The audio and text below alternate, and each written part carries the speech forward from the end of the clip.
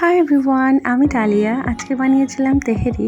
ভাবলাম তোমাদের সাথেও রেসিপিটা শেয়ার করি। তার জন্য চিকেন নিয়েছিলাম, তাতে আদা রসুনের পেস্ট, টক দই, লঙ্কার গুঁড়ো, নুন, চিনি, বিরিয়ানির মশলা আর সামান্য একটু তেল দিয়ে ম্যারিনেট করে আধ ঘন্টা রেখে দিয়েছিলাম। আর যে পাত্রে তেহেরিটা বানাবো সেই পাত্রে তেল গরম করে তার মধ্যে পেঁয়াজ ভেজে তাতে আদা রসুনের পেস্ট দিয়ে একটু কষা কষা হয়ে গেলে তার মধ্যে দিয়েছিলাম ম্যারিনেট করা চিকেনটা, দিয়ে বেশ কিছুক্ষণ কষিয়ে নিয়ে তাতে আরও কিছুটা আলু দিয়ে 50% মতো রান্না করে নিয়েছিলাম।